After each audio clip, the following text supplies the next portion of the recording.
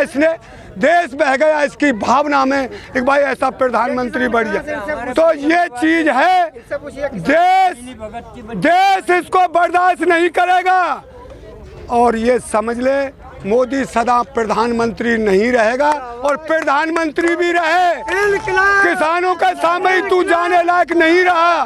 जिसको काले झंडे दिखाए जा रहे हैं, जिसे थू थू की जा रही है जिसके ऊपर, वो तो जिंदा रहकर भी मरे से भी बुरा है। जिसकी निंदा होने लगे वो तो जिंदा रहकर भी मुर्दे के समान है। क्यों? झूठा का कभी कोई विश्वास कर नहीं सकता, और जिएगा तो जरूर, पर जलील होके जिएगा। इस देश में रहेगा तो दुनिया जलील करेगी और इतिहास लिख जाएगा। जैसे इतिहास बच्चे पढ़ते हैं, ये पूछेंगे इस देश में ऐसा कौन प्रधानमंत्री बना जो सबसे ज्यादा झूठा था, सबसे ज्यादा बदमाश था, सबसे ज्यादा बेहा था।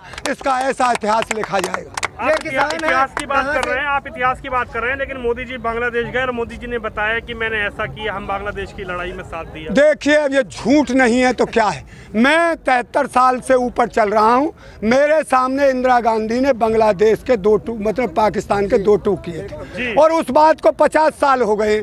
मोदी बनता है 70 साल का, तो ये कहाँ तो पढ़ लिया, कहाँ इसने भीख मांग ली जब तो 20 साल का होगा, कहाँ इसने जेल काट ली बांग्लादेश को आज, जब ही तो काले झंडा दिखाए इसके झूठ पर ही तो विदेशों ने निंदा की है इसकी। रे इतना झूठ तो मत बोले, थोड़ा बहुत कम ही बोल, अपने देश में ही बोल ले, बाहर खा के बोला है जाके।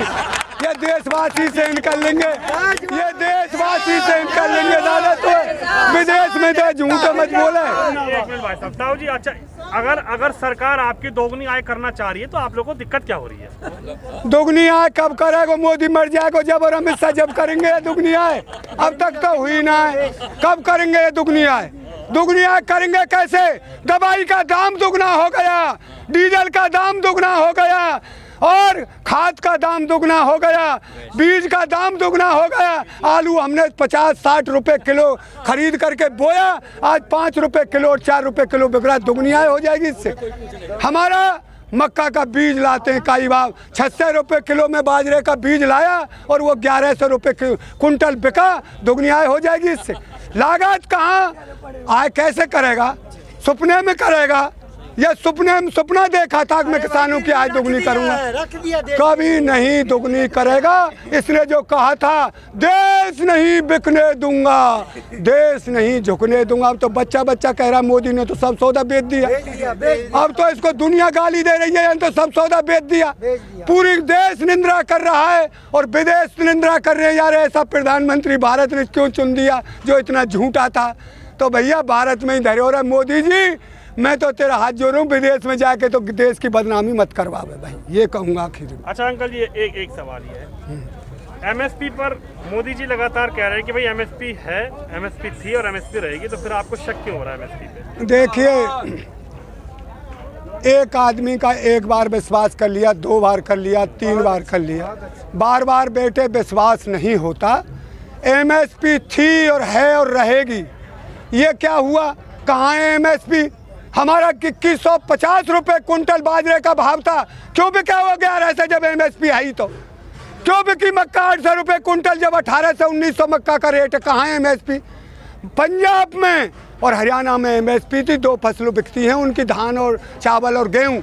वो बेचारे इसी डरते तो आए कम बिहारी की तरह हमें पौध लगानी पड़ जाए, कहीं जाके पाकिस्तान में कहूँ और कहाँ जहाँ भगनों पर देश में थे निकल करके। इन झूठों से काम नहीं चलेगा। हम एमएसपी की गारंटी पूरे देश में चाहते हैं। किसी का फल नहीं फेंके, किसी की सब्जी नहीं फेंके, किसी का दूध नहीं फेंके, सब किसानों को उसका उचित भाव मिले। इस देश से, हमारे देश के किसानों की ये लड़ाई है मोदी से। हमारी वास्तविक लड़ाई ये नहीं एक मोदी ने हमारा खेत लूट लिया हो, कोई मेड़ जोत ली हो। इसने जो वायदा किया था उस वायदा के ऊपर इससे झगड़ रहे हैं और इसने किसान की हालत इतनी खराब कर दी है, पहली सरकारों से भी दुगनी हालत खराब कर दी है। अब किसानों पे कुछ रहा नहीं है। ये तो अपने साहस से और विश्वास से और दृढ़ता से डटे हुए हैं। इससे तो हम चाहे गोली खा के मर जाएं, अपने बच्चों के लिए ढाकर लगा के नहीं जाएंगे। 3 लोगों का नाम ले रहा हूँ आपके सामने, 3 लोगों का नाम लेकर आप बताइए।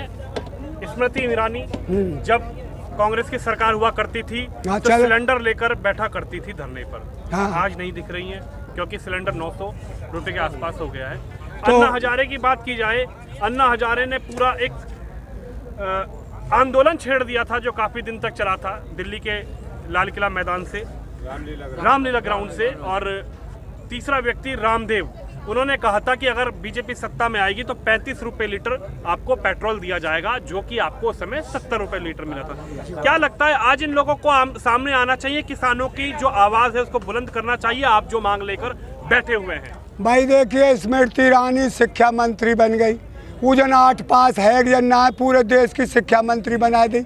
या देश में यही तो बात है रही है। अरे जो नाचे गाए उनने जन का कृषि मंत्री बना दे, का वो कछु भाई पतो उनने कच्छ ना है, ये उनकी तो के करे, उनने मिर्च के पेड़ की पतो ना, पर इनने कछु ही पतो ना है।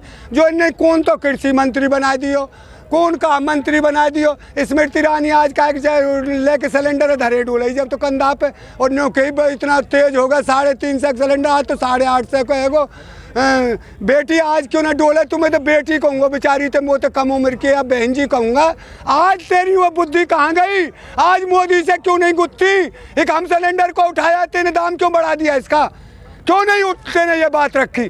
और ये जब दूसरे के लिए ही काम करता बनता है आदमी, हमारे बुजुर्ग कहते आए, बाप के हाथ में फावरो सुई सो दिखे छोरा है। जब फावरे चलावे ना, जब पतो पड़े फावरे पे कितनो जोर पड़े।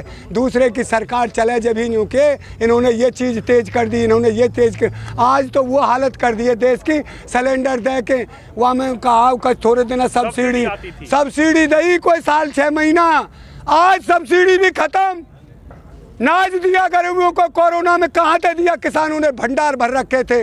मोदी जब खरीदे कोई ना, तो ये कोई पर गयो अकाल दुकाल, तो वो सेठ नहीं देते, जो कहते आए नहीं है मंगत्या, जो भिखारी और सेठ या पूंजीपति देश का कभी भला नहीं कर सकते।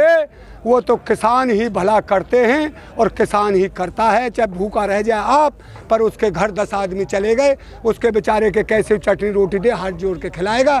तो सेठ किसी धनाढ़ के पास चला जाइए, रोटी होटल पे पैसा ले जाए, 50-100 रुपया रोटी होटल पे खाया। ये उस समय तुम भी खुश थे, हेमा मालिनी तुम्हारे खेतों में खेत काटने आ रही थी। भैया देखिए सुन, अब हमारी बात तो तू छोड़ू, पूरा देश ही खुश हो तो हम भी खुश।